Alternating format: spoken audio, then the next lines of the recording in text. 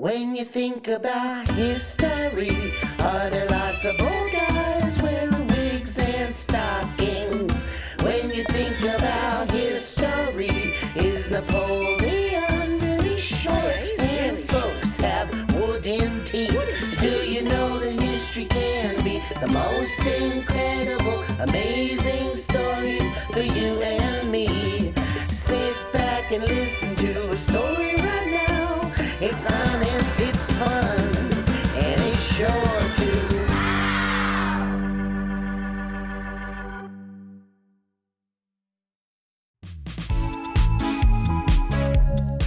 Hi, young historians. Welcome to another episode of Anytime Now. I'm Brooke, co-founder of Honest History. Are you as excited about this episode as I am? I sure hope so. We're about to dive into another story-filled adventure and learn something new. And remember, by learning more about the past, you can make a positive impact on the future. So pack your bags and let's go.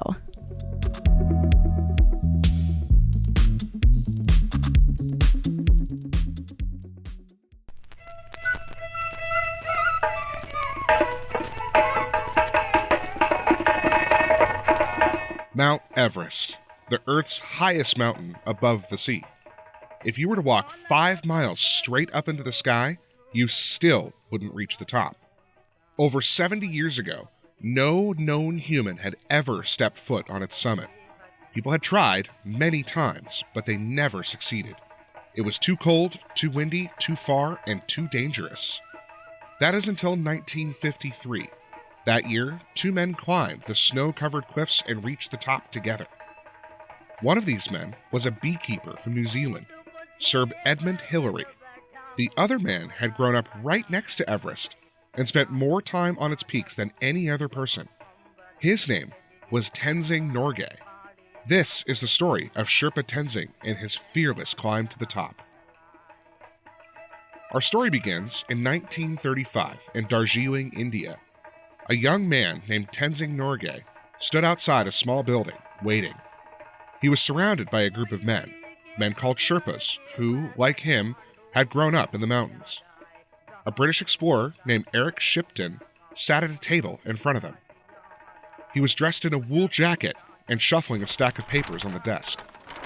Tenzing waited anxiously. He had hoped the British man would say his name. Unlike many of the other men there, Tenzing was a newcomer.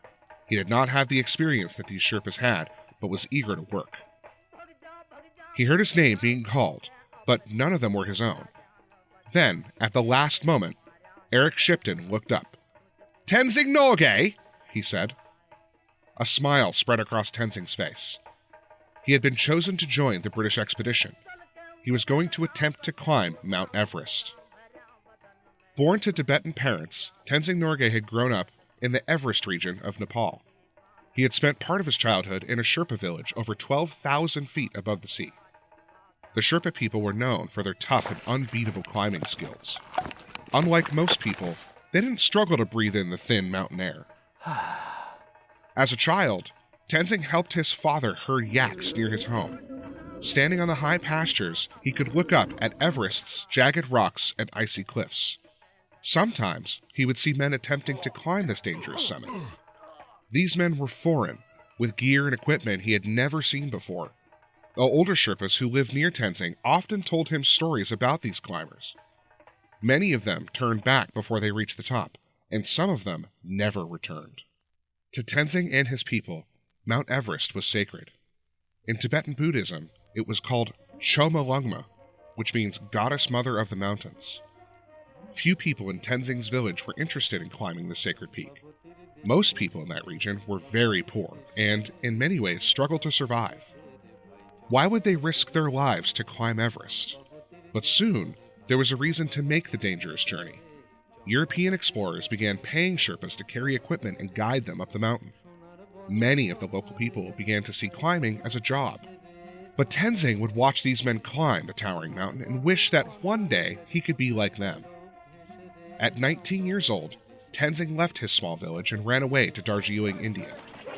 Like many, he moved to the city to find work and took several odd jobs to make money. He had heard the British were looking for local men to join them on their climbs. These men would work as porters, carrying food and supplies up the steep mountain. It was a dangerous job, but it was also a steady job. Tenzing, now married, needed a way to provide for his family.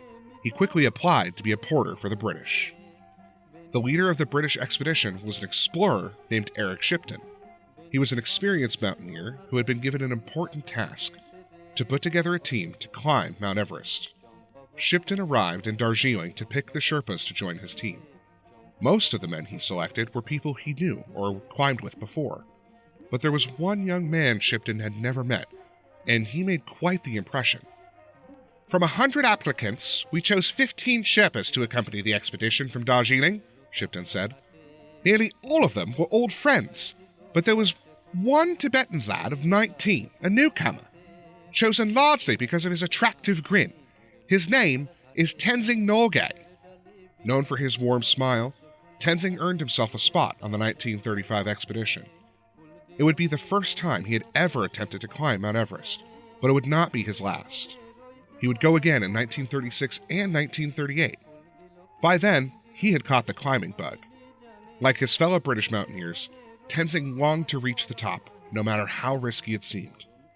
But this dream would have to wait.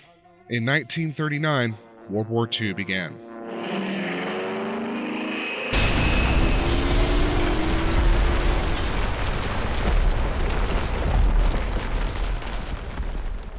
For the next 8 years, there were no more expeditions, no more climbing. When the war ended, Tenzing's life had changed. His wife had passed away, and he was left to raise his 2 daughters by himself. He remarried soon after and was eager to find work again. Tenzing wanted to get back on Everest. In 1952, Tenzing was hired to join the Swiss on 2 of their expeditions.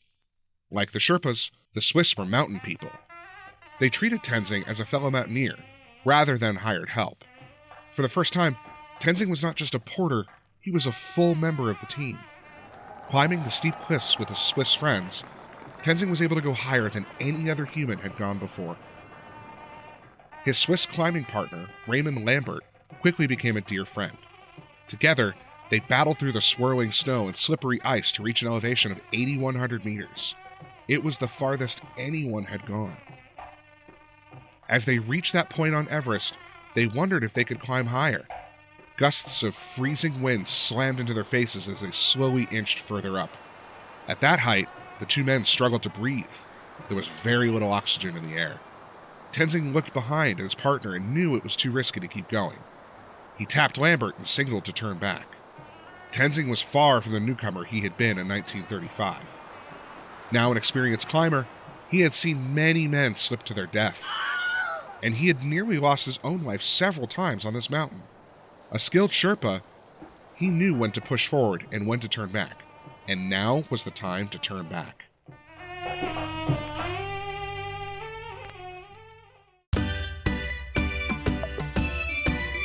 Hi friends, are you enjoying today's episode? I'd like to take a quick break from the story to tell you about another great place to learn about the past. Honest History creates magazines and books for kids that are filled with fun stories and activities that bring history to life.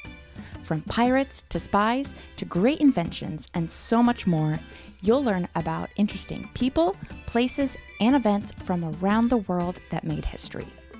Created for kids ages 6 through 12, you can sign up and receive new adventures delivered straight to your doorstep every quarter. Just visit honesthistory.co.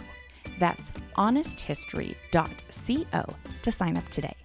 Oh, and here's a special offer for our podcast listeners. Use code ANYTIMENOW for 10% off. Again, that special code is ANYTIMENOW. Okay, let's get back to the story.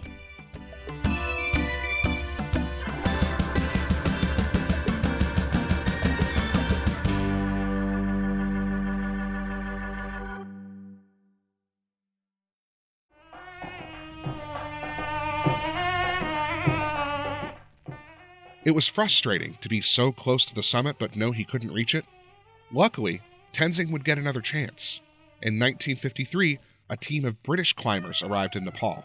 The Nepalese government had granted them an expedition. Tenzing had worked for the British many times before. He knew the expedition's leader, Eric Shipton, the man who had picked him nearly 20 years ago. But when the British team met with Tenzing, he was surprised to learn that there was a new leader.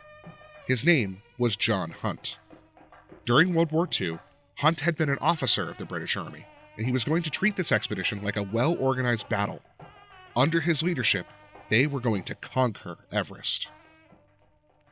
Hunt quickly selected Tenzing to join his team, and paired him with another climber, a man from New Zealand named Edmund Hillary. Although Hillary described himself as a beekeeper, he was a skilled mountaineer and more than ready for the challenge. By March 1953, Hunt had built his team. Over 400 people, including 362 porters and 20 Sherpa guides, began the 2-week march to the Everest base camp. Along the way, Hillary was eager to learn more about his climbing partner, Tenzing Norgay. He remembered the first time he met Tenzing. He was very strong and attractive. His flashing smile was irresistible, and he was incredibly patient with all of our questions and requests. Tenzing had substantially greater personal ambition than any Sherpa I had ever met. Now, 39 years old, Tenzing was the leader of the Sherpas. On this expedition, his job was not only to climb with Hillary, but also to lead his team of Sherpas up the mountain. Hillary counted himself lucky to have been matched with such a talented climber. When the team arrived at base camp, they began to set up their tents and organize their supplies. The porters had carried 10,000 pounds of equipment and food to the spot so that the climbers could continue to the summit. At the base camp, the wind howled as it whipped across the rocks and snow. The team would sometimes hear the clap of thunder, but it wasn't a thunderstorm. It was an avalanche in the distance. They spotted a wave of snow tumbling down the mountain. Thankfully, it was far from their camp. Hunt went over his plan with the team again. Starting from base camp, they would slowly inch closer and closer to the top, setting up camps along the way. Once they reached about 26,000 feet, the best climbers would begin their grueling journey through the death zone. In this zone, the human body starts to shut down because there isn't enough oxygen. The climbers would have to use their oxygen masks. As Hunt planned at base camp, he knew that there was still one thing standing in their way: the Khumbu Icefall. Tenzing could see it above them as he stood by his tent. The icefall was dotted with crevasses or deep cracks hidden beneath the snow, and there were blocks of ice that looked as if they would topple over at any moment. The unsteady and deadly icefall was constantly shifting. You had to keep your eye out for avalanches. It was, and still is, one of the most dangerous stages of the climb. The team slowly began to chart a path through the icy slope. They tied ropes and placed metal ladders over the crevasses so that they could sneak across the deep cracks. Finally, they made it over the icefall and could begin planning their next move. The porters followed and carried supplies to the new camp. As the expedition team got closer to the top, Hunt knew it was time to select the climbers for the last stage. His plan was to have enough climbers so that they could make several attempts to the top. If one pair failed, another could try. Hunt pointed to Hillary and Tenzing. "You will be the second party," he said. Tenzing was disappointed. He had wanted a Sherpa to lead the way to the top. Instead, the first party would be the British climbers Tom Bourdillon and Charles Evans. When the team reached the edge of the death zone, Bourdillon and Evans prepared their oxygen masks for the final push. The two men began their climb to the summit as Tenzing and Hillary waited behind. That afternoon, Bourdillon and Evans reappeared through the misty snow. Their beards and eyebrows were covered in ice. Bourdillon shook his head in disappointment. They had made it to the south summit, but not the top. Evans' oxygen mask had been damaged, so they had to turn back. Now it was Tenzing Norgay and Edmund Hillary's turn, but later that day, a fierce ice storm blew in. Wind and snow violently swirled around their tents, making it impossible to climb. The men would have to wait. When the wind finally calmed down, Hillary, Tenzing, and 5 other men hiked a bit further to set up one final camp. Although the men were exhausted, they barely slept that night. At 6:30 the next morning, Tenzing and Hillary pulled on their boots and began the final hike to the top. Moving quickly, they reached the south summit by 9 a.m. Their next steps would be historic. They would be climbing higher than any known explorer had climbed before, but they knew it wasn't going to be easy. Directly in front of them stood a dangerous rock face. It looked too high and too steep to cross. Hillary noticed a crack between the rock and the snow and crawled inside. Taking his axe, he scraped snow off the rock and wiggled his way up. Tenzing followed, and slowly the pair climbed. Finally, Hillary saw a rounded dome of snow above the ridge. The two men pulled themselves up and glanced at the view around them. They were standing at the top of Everest. It was 11:30 a.m. on May 29th. The two men shook hands, and Hillary pulled out his camera to take photos. Tenzing, overwhelmed with feeling, grabbed Hillary and hugged him, patting him on the back. This was Tenzing's 7th time on Mount Everest. He told himself he could not fail this time, and he didn't. Tenzing and Hillary had done what no other human had done before.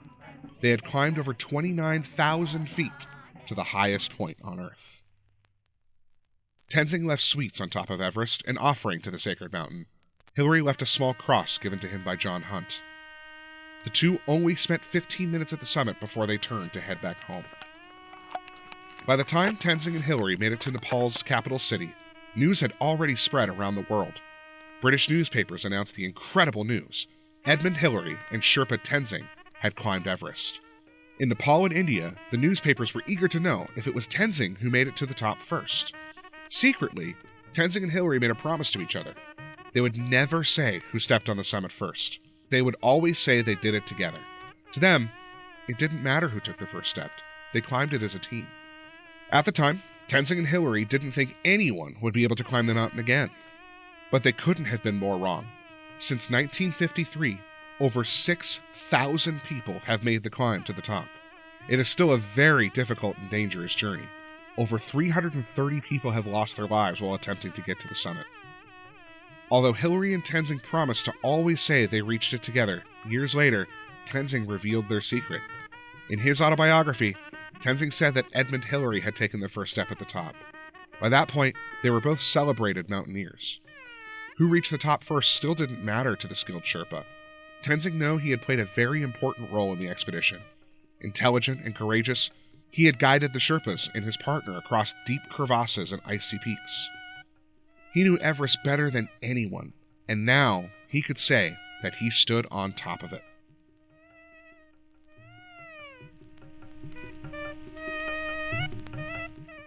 Welcome back! What did you think of today's adventure? We hope you learned something new. Be sure to share the story with your friends and family, and use what you've learned today to go out there and make a positive impact on history yourself. That's all for now, but if you want to learn more about important and amazing stories from the past, be sure to subscribe to Honest History Magazine, where you'll discover stories from around the world. Thanks for listening.